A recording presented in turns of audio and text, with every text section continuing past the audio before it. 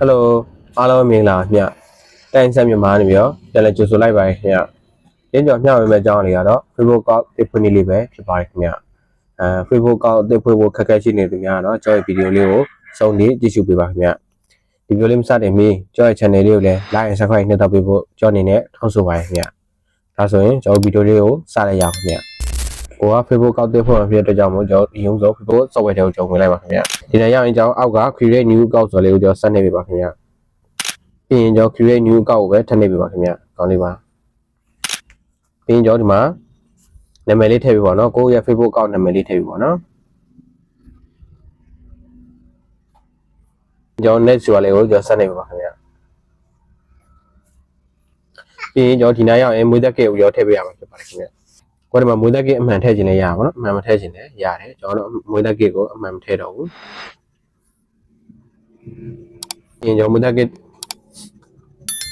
ကိတ်ထည့်ပြီးဆိုရင်ကျွန်တော် next ဆိုတာလေးကိုကျွန်တော်ဆက်နေပါခင်ဗျပြီးရင်ဒီညောင်းပါနော်ကိုကယောက်ျားလေးလားမိန်းကလေးလားတော့ကျွန်တော်ရွေးပေးအောင်ပေါ့နော်ကိုကဟို Facebook ကောက်ဖောက်တဲ့လူကယောက်ျားလေးဆိုရင်ကျွန်တော်အောက်ကမေးဆိုတာလေးကိုကျွန်တော်ရွေးပါခင်ဗျအင်္ဂလိပ်ဆိုတော့ပေါ် female ကိုရွေးပါခင်ဗျကျွန်တော်ယောက်ျားလေးဖြစ်နေတာမဟုတ်ကျွန်တော်မေးကိုရွေးလိုက်ပါမယ်ပြီးရင် next ဆိုတာလေးကိုဆက်နေပေးပါခင်ဗျကျွန်တော်ဒီနေ့ရလို့ရှိရင်ပေါ့နော်ကျွန်တော်ဖုန်းနံပါတ်နဲ့ဖွင့်မလားဒါမှမဟုတ်လို့ရှိရင်ကျွန်တော်တို့ Gmail နဲ့ဖွင့်မလားဆိုရှိရပေါ့နော်ကိုက Gmail နဲ့ဖွင့်မှဆိုရင်ဒီအောက်က Gmail ကိုကျွန်တော်နှိပ်ပြပါမယ်။တကယ်လို့ဖုန်းနံပါတ်နဲ့ဖွင့်မှဆိုရင်ဒီမှာမထည့်ပြီးကျွန်တော် nick လေးကိုနှိပ်ပြီးရပါမယ်။ကျွန်တော်ဖုန်းနံပါတ်နဲ့ဖွင့်မှဖြစ်တဲ့ကြောင့်မို့အရင်ဆုံးကျွန်တော်ဖုန်းနံပါတ်ထည့်လိုက်ပါမယ်။ကျွန်တော်ဖုန်းနံပါတ်ထည့်ပြီးဆိုရင်ကျွန်တော်အောက်က next ဆိုတာလေးကိုကျွန်တော်နှိပ်ပြီးပါခင်ဗျ။ပြီးရင်ကျွန်တော်ဒီနေ့ရရင်ကိုရဲ့ Facebook account password ကိုထည့်ပါမယ်။ဒီ Facebook account password ထည့်တဲ့ခါကျလို့ရှိရင်ပေါ့နော်ကျွန်တော်တို့ကိုမှတ်မိနိုင်တဲ့ဟာလေးပဲထည့်ပါနော်။ချို့ကကြာရင် program နဲ့ဆိုပြီးတော့ရရင်ပြီးရောဆိုပြီးထည့်တာရှိပါတော့။အဲကြောင့်ဒီနေ့မှာကိုFacebook ကောက်မပြတ်ဖို့အတွက်ဒီ password မေးတာတွေ log out ထွက်လိုက်ပါကြာလို့ရှိရင် password နဲ့ပြန်ဝင်ရတဲ့ဖြစ်တဲ့အတွက်ကြောင့်မို့ကျွန်တော် password ကိုသေချာလေးထည့်ပေးပါခင်ဗျကျွန်တော်ဒီမှာ password ထည့်ပြီးဆိုရင်ကျွန်တော် net လေးကိုကျွန်တော်ထည့်နေပြီခင်ဗျ password ထည့်တဲ့ခါကျရင်လည်းပေါ့နော်ကျွန်တော်အနည်းဆုံး6လုံးထည့်ပေးပါနော်8လုံးလောက်ဆိုပို့ကောင်းတော့ပေါ့နော် save ဆိုတာလေးကျွန်တော်နှိပ်ပါခင်ဗျ save နှိပ်ပြီးလို့ရှိရင်ဒီနေ့ရောက်ကျွန်တော် I agree ဆိုတာလေးကျွန်တော်နှိပ်ပါခင်ဗျကျွန်တော်ဒီနေ့ရောက်လို့ရှိရင်သူကကုတ်9လုံးသူချခိုင်းပါတော့5 digital ကုတ်ဒီဖုန်းကိုဖွင့်လာတဲ့ဖုန်းနံပါတ်မှာသူကကုတ်9လုံးချခိုင်းဖြစ်တဲ့ကြောင့်ကျွန်တော်က continue ကိုနှိပ်ခိုင်းပါခင်ဗျဒီနေ့ရောက်ရင်သူကကိုဖွင့်လာတဲ့ဖုန်းနံပါတ်မှာသူကကုတ်9လုံးကြောက်ပါတော့အဲကြောင့်မို့ကိုဖွင့်လာတဲ့ဖုန်းနံပါတ်အဲဒီမှာ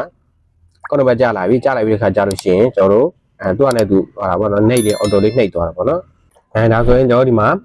Facebook ကောက်တစ်ဖွင့်လေးကျွန်တော်တို့ဖွင့်ပြီးပေါ့နော်ဒါခုနကကိုယ့်ရဲ့ Facebook ကောက်ဖွင့်လာတာဟုတ်မဟုတ်ကျွန်တော်ဒီမှာ menu bar လေးကိုကျွန်တော်ထည့်လိုက်ပါခင်ဗျပြီးရင်ကျွန်တော်ဒီမှာ see your profile ဆိုပြီးကျွန်တော်ကြည့်ပါတော့အကောင့်လေးကျွန်တော်နှိပ်ပါခင်ဗျ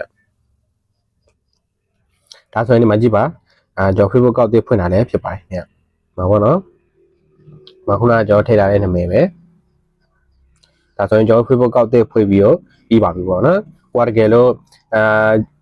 ဖုန်းနံပါတ်နဲ့ဖွင့်ပြီးတော့ဒီကိုယ့်ရဲ့ Facebook ကောက်ကို Gmail နဲ့ change နေတယ်ဆိုရင်လည်းကျွန်တော်တို့အထဲမှာ setting ထဲမှာဝင်ပြီးတော့ Gmail လေးထည့်ထားလို့လည်းရပါတယ်ခင်ဗျအားလုံးပဲစင်ပြကြမယ်လို့ညွှန်လင်းပါတယ်ခင်ဗျကျွန်တော်ဗီဒီယိုအဆုံးထိကြည့်ပေးတဲ့အားလုံးကိုကျေးဇူးတင်ပါတယ်ခင်ဗျကျွန်တော် channel လေးကိုလည်း like and subscribe နှိပ်ထားပေးဖို့ကျွန်တော်အနေနဲ့တောင်းဆိုပါတယ်ခင်ဗျအားလုံးကိုကျေးဇူးတင်ပါတယ်ခင်ဗျကျွန်တော်တို့နောက်ဗီဒီယိုမှာပြန်လည်တွေ့ဆုံပါအောင်မယ်ခင်ဗျ